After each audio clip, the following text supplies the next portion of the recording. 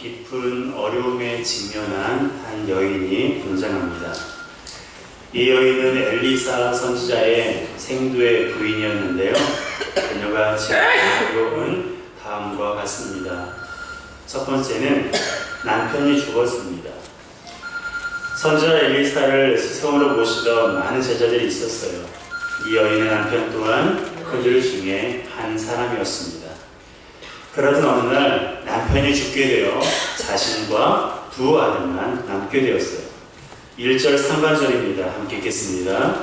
선지자의 생도의 아내 중에 한 여인이 엘리사에게 부르짖어 가되 당신의 종 나의 남편이 이미 죽었는데, 당시 사회에서는 과부가 할 수 있는 일이 극히 제한적이었어요. 룻과 같이 남의 밭에 가서 이삭을 줍는 일이 고작이었습니다. 룻이 보아스를 만난 것과 같이 주인을 잘 만나면 좋겠지만 사실 그러기는 쉽지 않았어요. 이삭을 줍는 것도 눈치가 보였을 것이고 일꾼들에게도 무시를 당하는 경우가 허다했을 것입니다. 그녀가 직면한 두 번째 어려움은 돈이 없었다는 거예요. 2절 하반절입니다. 함께 읽습니다. 계집종의 집에 한 병 기름 외에는 아무것도 없나이다. 한 병 기름 외에는 아무것도 없다라고 말하고 있어요. 선지자의 생도는 지금으로 말하면 신학생을 말합니다. 여러분은 신학생 하면 어떤 이미지가 먼저 떠오르시나요? 하나님께 열심히 있다, 그런 이미지가 먼저 떠오르십니까? 그런데 보통 사회에서 신학생 하면 가장 먼저 떠오르는 이미지는 돈이 없다 하는 거예요. 저 또한 신학생이었습니다. 본문이 기록될 당시에도 마찬가지였어요. 선지자의 생도도 돈이 없었습니다. 있었던 건 뭐만 있었어요? 빚만 있었어요. 그런데 그런 상황에서 남편이 죽은 것입니다. 그러니 가계빚이 고스란히 남은 가족의 몫이 되어버린 거예요. 이 여인이 직면한 세 번째 어려움은 아들들이 종이 될 위기에 처했다는 것입니다. 1절 하반절입니다. 함께 읽습니다. 이제 체주가 이르러 나의 두 아이를 취하여 그 종을 삼고자 하나이다. 채권자가 빌려준 돈을 받지 못했을 때 채무자나 그 가족을 종으로 삼는 관습은 고대 사회에서 굉장히 일반적인 것이었습니다. 하지만 성경은 동족에게 돈을 빌려줄 때, 같은 민족에게 돈을 빌려줄 때 이자를 받지 말라고 규정하고 있고요. 뿐만 아니라 동족을 종으로 삼아서는 안 된다고 명시하고 있습니다. 왜냐하면 이스라엘 백성은 노예의 땅 애굽에서 구해내신 하나님의 백성이고 하나님의 종이기 때문에 그래요. 사람의 종이 아니라 하나님의 종이기 때문에 동족을, 같은 이스라엘 민족 백성을 종으로 삼는 것을 금지했습니다. 단 부득이하게 빚을 갚을 능력이 없어서 동족을 데려간다 해도 그를 종처럼 부리는 것이 아니라 품꾼으로서 대우할 것을 명령하셨고요. 그리고 7년이 되어서는 다시 집으로 돌려보낼 것을 하나님께서 명령하셨습니다. 그런데 본문에 등장한 여인이 울부짖으며 엘리사에게 도움을 요청한 것으로 보면 빚쟁이가 그녀를 자주 괴롭게 하다가 결국에는 더 이상 빚을 갚지 않으면 그녀의 아들을 종으로 삼겠다라고 협박을 했던 것 같습니다. 이처럼 엘리사의 생도의 부인은 남편도 죽고 돈도 없고 두 아들도 종으로 끌려갈 위기에 처했어요. 지금 예배드리고 있는 우리도 상황은 다르지만 나름대로의 위기가 있는 줄 압니다. 어쩌면 위기까지는 아니어도 괴롭고 힘든 일들이 우리 모두에게 있으리라 생각합니다. 그런데 결론적으로 말씀드리면 생도의 부인은요, 위기를 만났지만 그 위기를 극복했어요. 물론 남편이 살아 돌아온 것은 아닙니다. 그런 기적은 일어나지 않았어요. 하지만 경제적인 어려움을 극복했고 두 아들을 품을 수 있게 되었습니다. 어떻게 그녀가 위기를 극복할 수 있는지를 살펴보면 우리가 지금 당면한 위기와 어려움을 극복할 수 있는 방법을 이 말씀에서 찾을 수 있습니다. 그것을 한마디로 표현하면 이렇게 말할 수 있습니다. 따라해 볼까요? 순종. 순종. 그렇습니다. 순종입니다. 순종이에요. 여인은 자신의 괴로움을 선지자 엘리사에게 털어놓았어요. 그녀의 처지를 들은 엘리사는 그녀를 도울 방법을 찾았습니다. 그는 그녀의 집에 무엇이 있는지를 물었고 기름 한 병 외에는 아무것도 없다는 사실을 알았어요. 여기서 말하는 기름은 일반적으로 올리브 기름을 말하는 거고요. 병이란 작은 기름병을 의미합니다. 이것은 그녀가 얼마나 궁핍한 상황에 처해 있는지를 우리가 간접으로 보여주는 예인데요. 인간적으로 보면 이렇게 자그마한 그 기름 한 병이 빚쟁이들로부터 그녀의 두 아들을 지키게 하는 것은 불가능한 일입니다. 하지만 하나님께서는 이 작은 기름병을 통해서 그녀와 그녀의 두 아들에게 놀라운 기적을 보여줄 계획을 가지고 계셨어요. 그것을 엘리사가 알았기 때문에 그녀에게 이웃들로부터 빈 그릇을 빌려올 것을 말했습니다. 3절입니다. 함께 읽습니다. 가로되 너는 밖에 나가서 모든 이웃에게 그릇을 빌라 빈 그릇을 빌되 조금 빌지 말고. 빈 그릇을 빌되 조금 빌지 말래요. 할 수 있는 만큼 많은 빈 그릇을 빌릴 것을 말했습니다. 여러분, 보통 그릇은 언제 빌리나요? 보통 그릇은요, 그래요. 잔치가 있을 때 빌려요. 어떤 집안에 큰 행사가 있을 때 빌립니다. 물론 요즘에는 출장 뷔페도 있고 외식 문화가 발달해서 그릇을 빌리는 일이 드물지만 저 어릴 적만 해도요, 손님들이 많이 오거나 큰 행사가 있으면 옆집에 가서 그릇을 빌려왔던 기억이 납니다. 그런데 지금 이 과부의 집에는 그릇을 빌려올 필요가 있습니까? 없습니까? 필요가 없어요. 담을 게 없잖아요.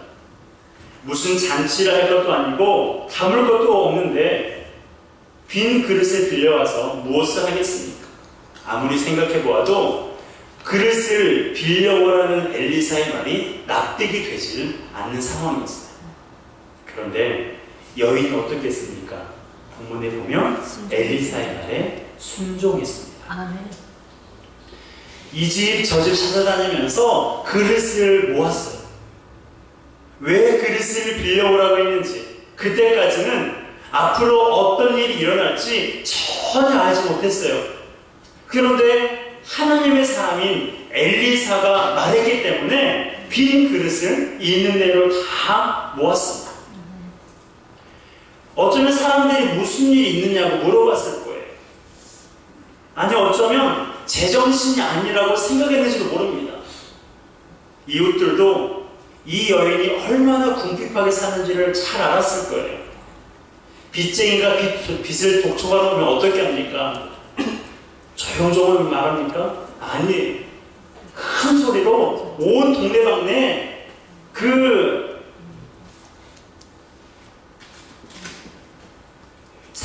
상대방을 부끄럽게 할 만큼 그렇게 큰 소리를 내어 빚을 갚으라고 고함을 칩니다. 그러면 여인이 그런 상황에서 봐달라고 그렇게 애걸복걸했을 것이고, 아이들은 무서워서 울은 그런 상황들이 아마 여러 번 있었을 것입니다. 그런 이웃들이 이러한 상황들을 알고 목격했기 때문에 지금 과부와 두 아들이 온 동네방네를 뛰어다니면서 빈 그릇을 빌려달라는 그 말에 어리둥절했을 것입니다. 그래도 아마 인심이 좋았던 것 같습니다. 이 여인과 두 아들이 많은 그릇을 빌려왔어요. 그리고 나서 어떻게 했습니까? 집에 들어가 문을 닫았습니다. 4절과 5절을 보면 문을 닫았다는 말씀이요 2번이나 나오고 있습니다. 이것은 나중에 또 나가서 그릇을 빌려오지 않았다는 것을 우리가 짐작할 수 있어요. 어쩌면 하나님께서 골방에 들어가 기도하라고 말씀하시는 것처럼 하나님의 기적을 그 골방에서부터 문을 닫은 그 현장에서 하나님께서 행하시려는 목적이었던 것 같습니다. 과부의 집안에 빈 그릇만 꽉 찼어요. 그걸 본 엘리사가 말했습니다.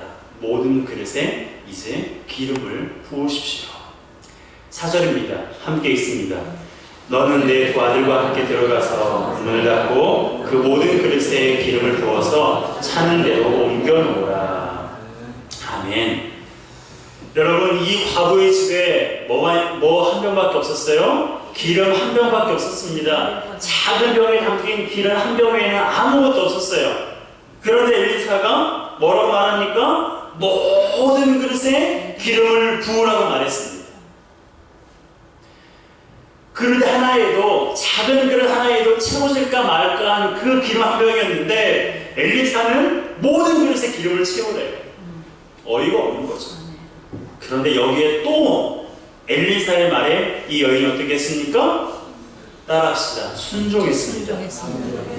그렇습니다. 순종했습니다.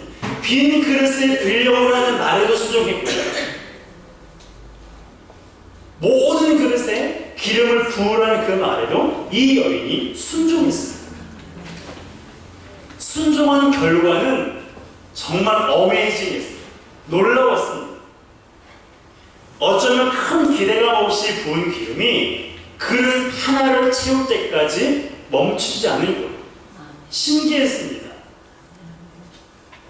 그래서 다른 그릇에 기름을 붓기 시작했습니다. 그런데 이번에는 놀랍게 그 그릇에도 기름이 가득 차게 된 거예요. 그 다음 그릇에도 그 기름은 계속해서 흘러나왔고 모든 그릇을 채우기 시작했습니다. 얼마나 놀랍고 감사했을까 생각해봅니다. 작은 아들은 엄마에게 빈 그릇을 가져다 주고 엄마는 기름을 채운 그 그릇을 큰아들이 옮겨 놓았을 거예요. 아마도 기름을 채운 내내 이런 말이 오가지 않았을까라는 생각을 합니다. 또 여기 이 말이 기름을 채우는 내내 그 집에 아마 그 집에 가득했을 거라 생각합니다.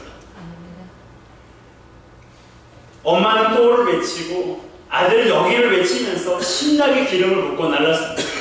한참 동안 일이 진행되었고 드디어 모든 그릇에 기름이 채워졌습니다. 그러자 기름이 그쳤어요. 6절입니다. 함께 읽습니다. 그릇에 다 찬지라. 여인이 아들에게 이르되 또 그릇을 내게로 가져오라. 아들이 가로되 다른 그릇이 없나이다 하니 기름이 곧 그쳤더라. 아멘. 여러분, 온 집안에 올리브 기름 향이 진동을 했습니다. 이 여인과 두 아들은 모든 그릇에 가득 채워진 그 기름을 보면서 어쩌면 부둥켜안고 헝헝 울었을지 모릅니다. 너무나 감격스럽고 너무나 감사해서 너무나 놀라워서 하나님을 예배했을 것입니다. 아들을 빼앗기면 어떡하나? 남편이 죽은 상황에서 나는 지금 아무것도 할 수가 없고 우리 집에 남은 것은 이 기름 한 병뿐이라서 이제 조금 있으면 내 두 아들도 뺏길 만한 그런 상황이었는데 하나님께서 나를 지켜주셨구나. 하나님께서 엘리사 선지자를 통해서 나를 도우셨구나 라는 그 감격에 이 여인이 하나님 앞에 영광을 돌렸을 것입니다.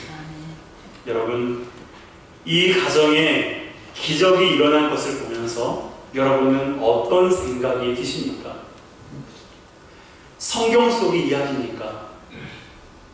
엘리사라는 특별한 선지자를 만났으니까 라는 그런 생각이 드시나요? 그렇지 않습니다. 이 가정에 기적을 행하시는 분은 하나님이십니다. 이 여인의 가정에 기적을 행하시는 분은요, 엘리사 선지자가 아니라 바로 하나님이셨어요. 그런데 그 기적이 일어날 수 있었던 핵심이 무엇입니까? 생도의 아내가 말씀에 순종했다는 거예요. 그릇을 빌려오라는 말에도 순종을 했고, 작은 기름병에 있는 기름을 모든 그릇에 채우라는 그 말에도 순종을 했습니다. 엘리사가 하나님의 사람인 것을 그가 알았기 때문입니다. 여러분, 이처럼 순종은 하나님의 기적을 경험하게 하는 핵심입니다. 지금도 하나님의 말씀에 순종하는 사람들은요, 기적을 경험하고 있습니다. 우리 중에도 하나님의 말씀에 순종해서 기적을 경험한 사람들이 얼마나 많은지 모릅니다. 말씀에 순종했더니 죽음의 위기에서 건진받는 기적을 경험하기도 했고요. 말씀에 순종했더니 질병에서 고침받는 기적을 경험하기도 했습니다. 하지만 기적이 반드시 죽음에서 건진받고 질병에서 고침받는 것만을 말하는 것은 아니에요. 누가 보아도 절망스러운 상황이지만 그곳에서 소망의 주님을 발견하고 고통을 견딜 수 있는 것도 기적입니다. 믿음이 없어 지옥으로 향하는 가족이 예수 믿고 구원받는 것이 가장 큰 기적입니다. 이 모든 것이 어떻게 일어나는 거예요? 말씀에 순종할 때 일어납니다. 말씀에 순종할 때에 이런 기적들이 우리의 삶 속에 일어난다는 것입니다.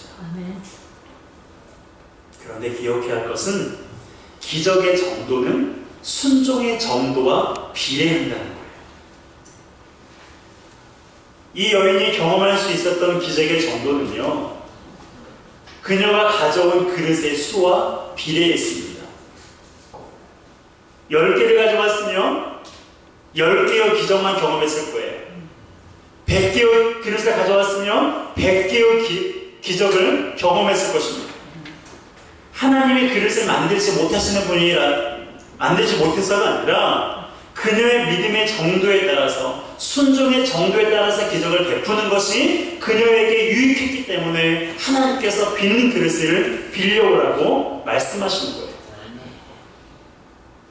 그녀가 그릇을 더 많이 가져올수록 더 많은 기적을 경험했을 것입니다. 어쩌면 성경에 나와 있지 않지만 조금 더 빌려올 걸 이라는 그 마음이 그녀에게 있었는지도 모르겠습니다. 여러분, 우리가 믿음으로 순종한 만큼 그 순종의 그릇에 기름이 채워진다는 사실을 기억하시길 바랍니다. 그러므로 하나님이 우리에게 순종을 말씀하실 때에 우리의 삶과 우리 가정이 가득 찰 정도로 순종의 그릇을 준비하는 우리 모두가 되었으면 좋겠습니다. 아멘. 그런데요, 이 여인이 할 일이 하나가 더 남아 있었어요. 그게 뭐냐면 바로 기름을 파는 일이었습니다. 7절입니다. 함께 읽습니다. 그 여인이 하나님의 사람에게 나아가서 구한데 저가 가로되 나는 가서 기름을 팔아 빚을 갚고 남은 것으로 너와 네 두 아들이 생활하라 하였더라. 아멘. 하나님께서는 이 과부의, 이 여인의 문제를 해결하시기 위해서 돈다발을 던져주시지 않으셨어요. 빌려온 모든 그릇에 너 가만히 있어? 내가 채우는 것 봐? 하고 하나님이 동시에 확 채우지 않으셨습니다. 여인에게 기름을 채우게 하셨고, 채운 기름을 어떻게 하라고 말씀하셨어요? 내다 팔아서 그 빚을 갚고 남은 것으로 너와 네 두 아들이 생활하라고 말씀하셨어요. 이것은 우리가 적극적으로 순종하기를 하나님께서 원하신다는 것입니다. 우리가 적극적으로 순종해야 돼요. 순종할 수 있는 것만 순종하는 것이 아니라 순종할 만한 것들만 순종하는 것이 아니라 지금 당장은 순종하기 어려운 것처럼 보이지만 성령의 도우심으로 우리가 순종하기 어려워 보이는 그것 또한 우리가 순종하기 위해서 힘쓰고 애써야 된다는 거예요. 이웃을 사랑하게 해달라고 기도하면 기도하면서 사랑하려고 애써야 돼요. 가족을 행복하게 만들어야겠다고 결단했으면 어떻게 하는 것이 가족을 행복하게 하는 것인지 말씀에서 해답을 찾고 실천해야 됩니다. 우리 교회가 영적으로 재건되게 해달라고 기도한다면 교회의 영적 재건을 위해서 내가 무엇을 해야 하는지 기도하고 주님께서 말씀하시는 일에 나부터 순종하면 되는 거예요. 죄를 짓지 말아야겠다고 결단했으면 어떻게 해야 됩니까? 죄를 짓지 않기 위해서 힘쓰고 애써야 돼요. 죄에게 지지 않으려고 사투를 벌여야 됩니다. 그것이 적극적인 순종의 모습이에요. 여러분, 우리 모두에게는 하나님의 기적이 필요합니다. 저에게도 필요하고 여러분들에게도 하나님의 기적이 필요한 줄 압니다. 문제가 없는 사람이 없고 위기가 없는 가정이 없어요.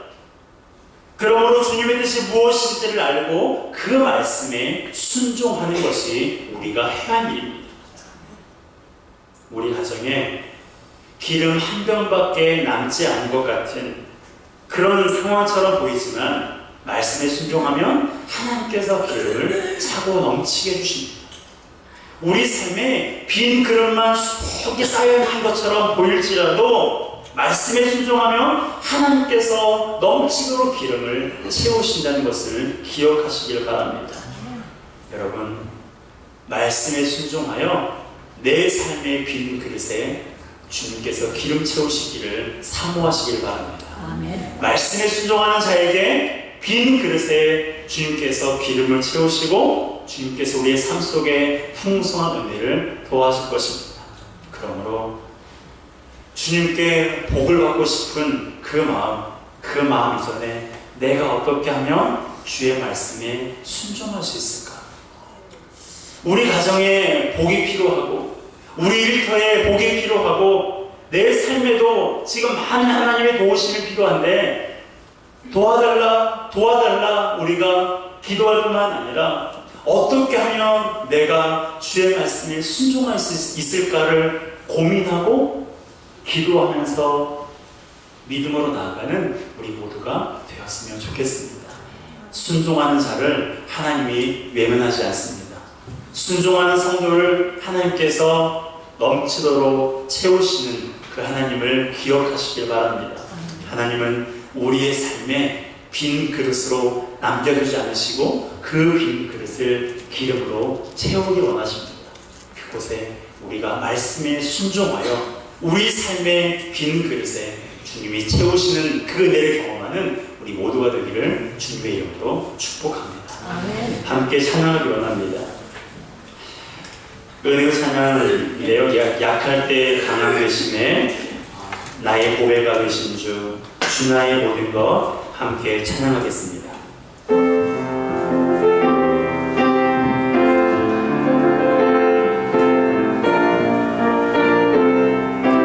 약할 때 강함 되시네 약할 때 강함 되시네 나의 보배가 되신 주 나의 모든 것 주 안에 있는 보물을 나는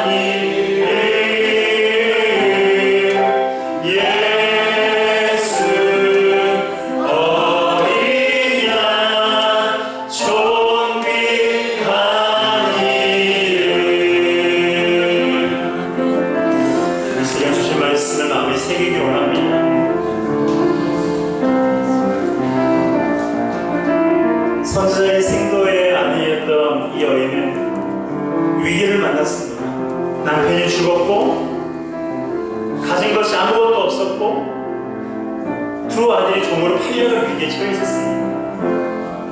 그러나 그가 하나님의 사랑인 엘리사의 말에 순종했더니, 하나님의 말씀에 순종했더니 그 가정에 기름이 채워지고 그 위기가 극복되어지는 것을 우리가 보았습니다.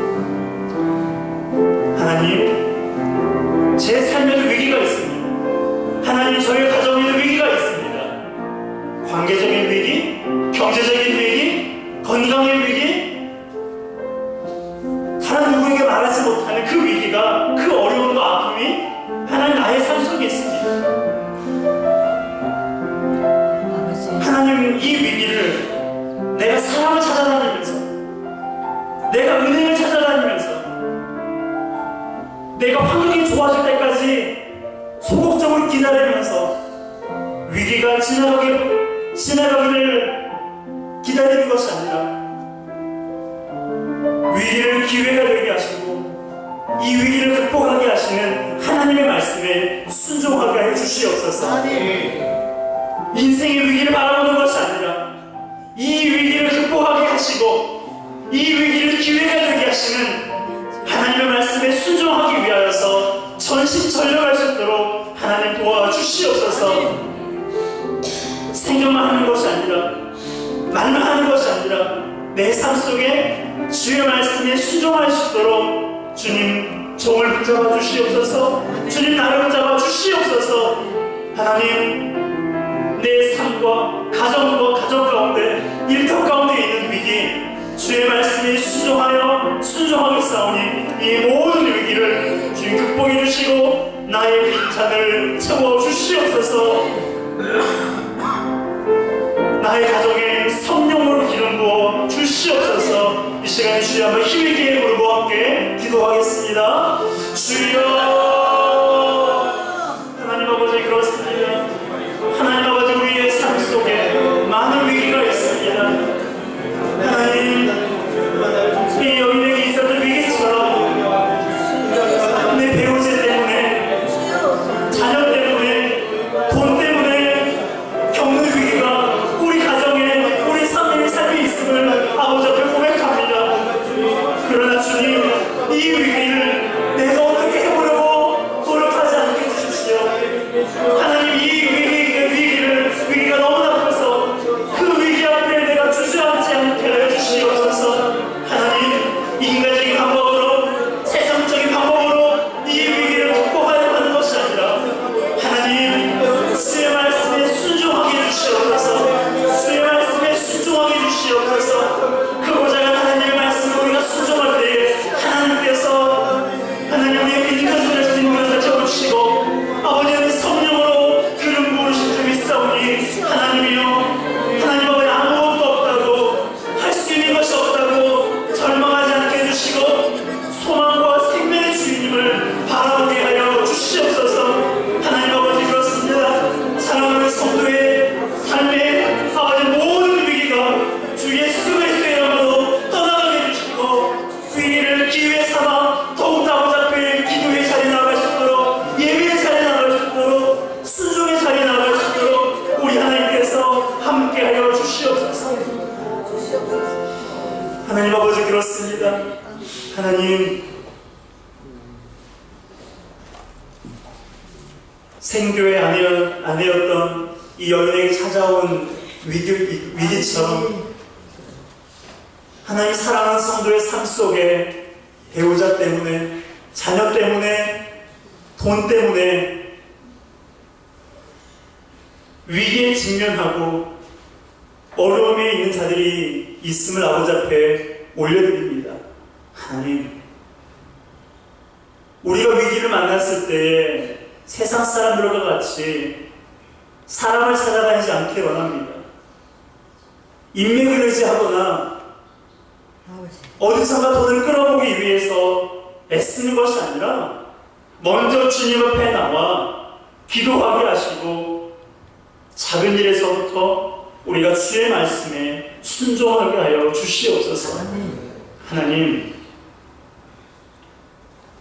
온 천지 만물의 주인이 우리 하나님이시고 우리 하나님 아버지께서 못하시는 것이 아무것도 없으심을 우리가 믿사오니 하나님 아는 것만이 아니라 정말 그렇게 알고 있다면 우리가 위기를 만났을 때 전능하신 하나님을 의지하게 해주시고 하나님께서 명령하시는 것에 우리가 순종의 자리에 나아가게 하여 주시옵소서. 아버지, 위기 앞에서 주저앉지 않게 하시고 위기를 기회로 만드시는 하나님을 의지하여 그 위기를 통해 하나님을 영화롭게 하는 우리 모두가 되게 하여 주시옵소서. 하나님, 우리 모두가 하나님이 선택하신 하나님의 사람임을 우리가 믿습니다.